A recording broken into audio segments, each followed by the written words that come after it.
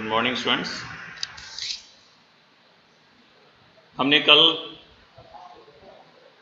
बात की थी भारत में मृदा का वर्गीकरण का आधार, जलोढ़ मिट्टी की विशेषताएं, बांगर खादर में अंतर। इसी क्रम में आज हम आपसे भारत में पाई जाने वाली कुछ अन्य मिट्टियों के बारे में भी बात करेंगे। सबसे पहले ब्लैक सॉइल को लेते हैं, काली मिट्टी। रंग के आधार पर जो मिट्टी पाई जाती है उसे हम काला रंग होता है इसका, इसलिए हम इसे ब्लैक सॉइल कहेंगे, काली मिट्टी। इस मिट्टी को हम रेगुड़ सॉइल के नाम से भी जानते हैं। रेगुड़ सॉइल, इसे रेगुड़ मिट्टी भी कहते हैं। चूँकि इस मिट्टी में सबसे ज़्यादा मात्रा में कॉटन उगाया जाता है, इसलिए हम इसे कॉटन सॉइल भी कहते हैं।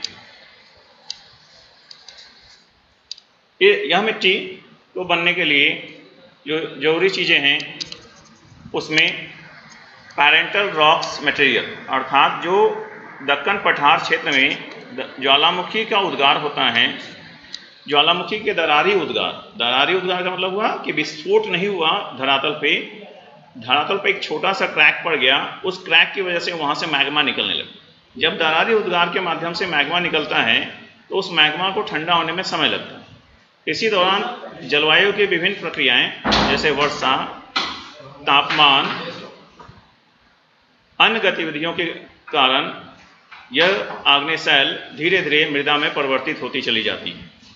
इस प्रकार से बनी हुई मृदा को हम काली मिट्टी कहते हैं। यह मिट्टी सबसे अधिक मात्रा में दक्कन प्लेटू यानी दक्कन के पठार पर फैली हुई है। यह मिट्टी राज्यवार देखें तो महाराष्ट्र, गुजरात के सौराष्ट्र क्षेत्र में, मालवा पठार, मध्य प्रदेश, छत्तीसगढ़, दक्षिण पूर्व दिशा में गोदावरी और कृष्णा नदी की घाटी के दक्षिण पूर्व दिशा में भी ये फैला हुआ।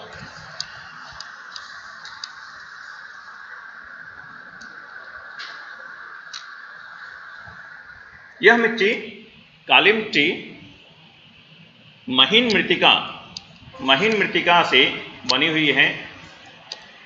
क्ले का मतलब होता है मृत्तिका, महीन मृत्तिका से बनी हुई है।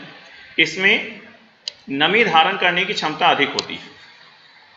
जब इसमें पानी पड़ता है तो ये काफ़ी पानी को अवशोषित करती है, लेकिन यहीं पर इसके साथ ड्रॉबैक भी है। जब धूप हो जाता है तो ये मिट्टी में क्रैक्स पड़ जाते हैं, जो कि आपको इस मिट्टी में जगह जगह क्रैक्स दिख रहे होंगे। क्रैक हो जाने की वजह से यहाँ पर वायु का आसानी से मिट्टी के अंदर प्रवेश होता है, जिसकी वजह से मिट्टी के गठन प्रक्रिया में परिवर्तन होता रहता है। जब मिट्टी में पानी पड़ता है तो यह मिट्टी चिपचिपी हो जाती है। स्टिकी मीन्स चिपचिपी हो जाती है। इस मिट्टी में कैल्शियम कार्बोनेट, मैग्नीशियम और पोटास और चूना की मात्रा अधिक होती है। इस मिट्टी में कैल्शियम कार्बोनेट, मैग्नीशियम, पोटास और चूना की मात्रा अधिक होती है। लेकिन सबसे इंपॉर्टेंट जो पॉइंट है आपको याद रखना है कि इस मिट्टी में फास्फोरस की मात्रा काफ़ी कम होती है। फास्फोरस इसमें लगभग नहीं के बराबर होता है। क्योंकि यह मिट्टी पानी मिलने के बाद चिपचिपी हो जाती है, इसलिए तुरंत वर्षा होने के बाद हम इस पर खेती नहीं कर सकते। क्योंकि चिपचिपा होने की वजह से वहाँ पर हल चलाना, खेतों की जुताई करना आसान नहीं रह जाता। इसी क्रम में आगे चलते हैं। अगला सवाल है रेड एंड येलो सॉइल, लाल और पीली मृदा। लाल मृदा कहाँ डेवलप होती है? लाल मृदा उन क्षेत्रों में डेवलप होती है जहाँ पर रवेदार आग्नेय चट्टानें पाई जाती हैं। क्रिस्टलाइन एग्नियस रॉक्स पाए जाते हैं। इसके डेवलप के होने के लिए दूसरी आदर्श जो दशा हैं, अधिक वर्षा वाले क्षेत्र में ये डेवलप नहीं हो पाती हैं। ये निम्न वर्षा वाले क्षेत्र में, जहाँ पर वर्षा की मात्रा कम है, वहाँ पर लाल मिट्टी अधिकांशतः विकसित होती है। लाल मिट्टी दक्षिण भारत के दक्कन प्लेटू वाले हिस्से में, दक्कन प्लेटू के पूर्वी और दक्षिणी हिस्से में पाई जाती है। इसमें इसका रंग लाल क्यों होता है? लाल होने का कारण है कि इस रवेदार आग्नेय चट्टान में आयरन की मात्रा ज़्यादा होती है, आयरन का प्रसार ज़्यादा होता है, इसलिए यह मिट्टी लाल होती है। लाल और पीली मिट्टी भारत के उड़ीसा राज्य, छत्तीसगढ़, गंगा नदी के मध्य गंगा मैदान के दक्षिणी हिस्से में और पश्चिमी घाट के ऊपर वाले भाग में गुंबदीय जोन में मिलते हैं। पीली मिट्टी का रंग पीला होने का कारण है कि वहाँ पर जब पानी मिलता है तो यहाँ पर हाइड्रेशन का फॉर्मेशन, हाइड्रेट हो जाती है, हाइड्रेट फॉर्म में कन्वर्ट होती है, जिसकी वजह से इस मिट्टी का रंग कहीं कहीं पीला भी होता है। आप इस चित्र में देख रहे होंगे रेड सॉइल का कलर दिखाया गया है, ब्लैक सॉइल को सेकंड चित्र में दिखाया जा रहा है, रेड सॉइल को दिखाया जा रहा है। फिर बगल में आप देखेंगे तो वाइट येलो सॉइल है, ब्लैक सॉइल है, उसके नीचे एलुवियल सॉइल का एक डायग्राम दिया गया है, मिट्टी किस प्रकार की मिट्टी दिखती है एलुवियल सॉइल। और लेटराइट मिट्टी देखेंगे आप लगभग ईंट की शक्ल जैसी दिखती है, जैसे ईंट बनाते समय आपको ईंट वाले एरिया में, ईंट भट्ठा जहाँ लगा होता है उस एरिया में आप जाएंगे तो मिट्टी का कलर जिस तरह से डार्क लाल लिए होता है उस तरह का दिखता है। अगली और लास्ट, सेकंड लास्ट जो मृदा के बारे में हम बात कर रहे हैं वो है लेटराइट। लेटराइट मिट्टी लैटिन भाषा के लेटर शब्द से बना है, लेटर शब्द से बना है जिसका अर्थ होता है ब्रिक। लेटर का लैटिन शब्द लेटर से बना जिसका अर्थ होता है ब्रिक, ब्रिक मतलब ईंट। लेटराइट मिट्टी को अधिकांशतः हम ईंट बनाने में भी काम लेते हैं, काफ़ी कठोर होती हैं, इसलिए यहाँ पर आसानी से कृषि करना संभव नहीं होता। ये किस एरिया में डेवलप होती है? ये उस एरिया में डेवलप होती है जहाँ पर रेनफॉल की मात्रा अधिक होती है, टेम्परेचर अधिक होता है और रेनफॉल भी अधिक होता है। टेम्परेचर भी अधिक होता है और रेनफॉल भी अधिक होता है, वर्षा भी ज़्यादा होती है और टेम्परेचर भी ज़्यादा होती है। इसी क्रम में आप चलेंगे, ज़्यादा वर्षा होने की वजह से इस मिट्टी में लीचिंग की प्रक्रिया पाई जाती है, लीचिंग प्रोसेस पाई जाती है, लीचिंग प्रोसेस होती है, निछालन की प्रक्रिया। अधिक वर्षा वाले क्षेत्र में जहाँ पर लेटराइट मिट्टी पाई जाती है जैसे मेघालय में, तो यहाँ पर लीचिंग प्रोसेस होता है। लीचिंग प्रोसेस का मतलब हुआ कि जब रेनफॉल होगा तो वायु से होते हुए जब वर्षा के बूंदें धरातल पर गिरती हैं तो ये वायु से CO2 को ग्रहण कर लेती है। CO2 मिश्रित जब वाटर धरातल पर पहुँचता है तो उससे धरातल से रिसाव होते हुए जब धरातल के अंदर जाता है तो अगर चूने की चट्टान है वहाँ पर तो चूने के साथ वो घुलन की प्रक्रिया करता है।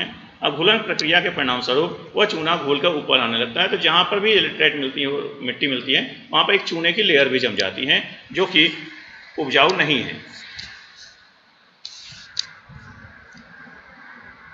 उपजाऊ नहीं होती। Require adequate doses of manures and fertiliser. चूँकि यह इसमें अधिक तापमान वाले क्षेत्र में ये डेवलप होती है, इसलिए अधिक तापमान की वजह से इस मिट्टी में ह्यूमस की जो मात्रा होती है वो ह्यूमस की मात्रा कम हो जाती है, और ह्यूमस की मात्रा कम हो जाने के कारण यहाँ पर खेती करना आसान नहीं होता। इसलिए यदि इस प्रकार की मिट्टी में हमें खेती करनी ही है तो हमें अधिक मात्रा में खाद उर्वरक की जरूरत पड़ेगी। यह मिट्टी मुख्य रूप से कर्नाटक, केरल, तमिलनाडु, मध्य प्रदेश, उड़ीसा और असम के पहाड़ी क्षेत्रों में पाई जाती है।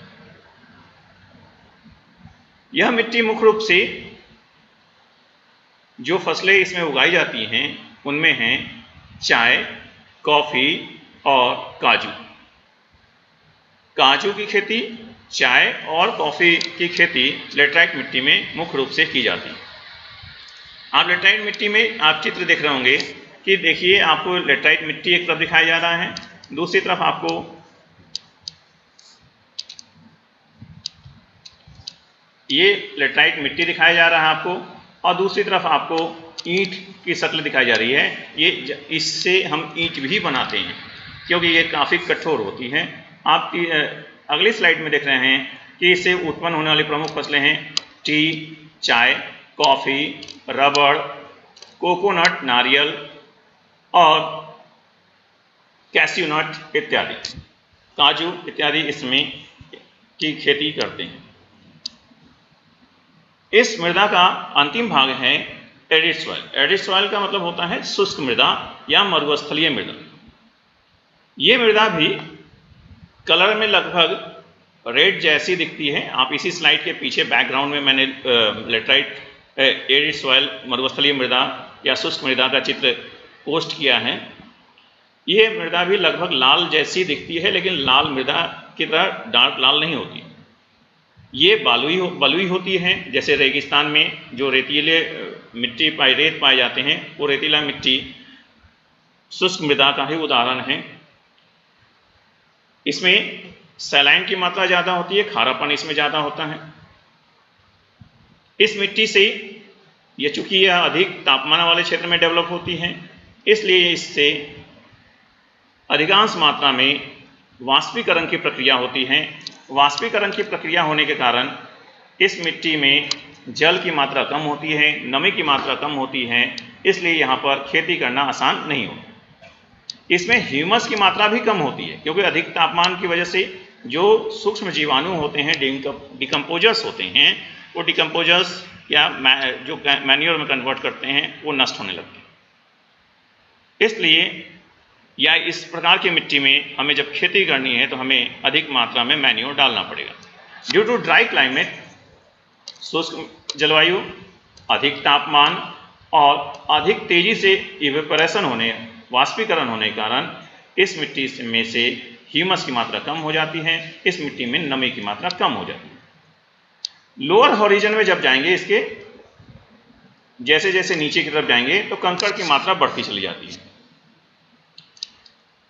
जो निचले भाग में जो कंकड़ पाए जाते हैं, वो जब हम रेत पर पानी डालते हैं तो वो नीचे की तरफ चला जाता है, पोरस होता है, नीचे चला जाता है, लेकिन नीचे जो कंकड़ का लेयर होता है वो इस पानी को फिल्ट्रेट होने से रोकता है।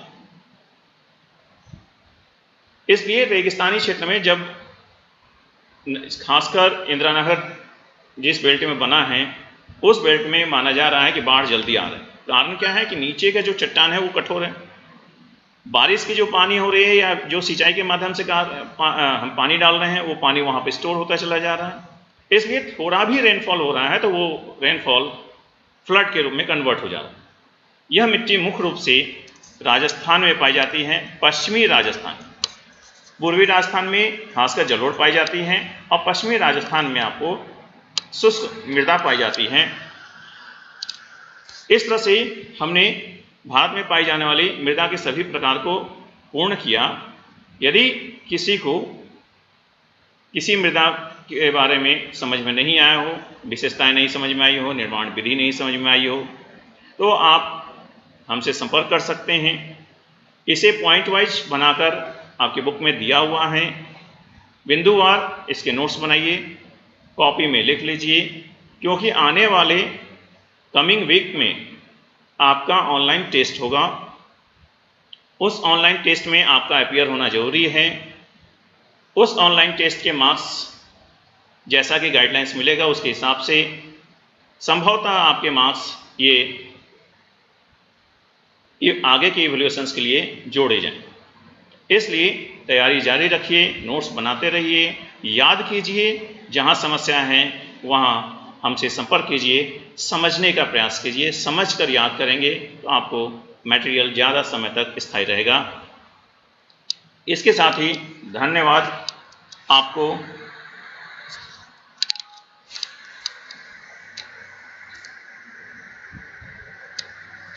इसके साथ ही धन्यवाद। कल के क्लास में हम आपसे फिर मुलाकात करेंगे, तब तक के लिए धन्यवाद।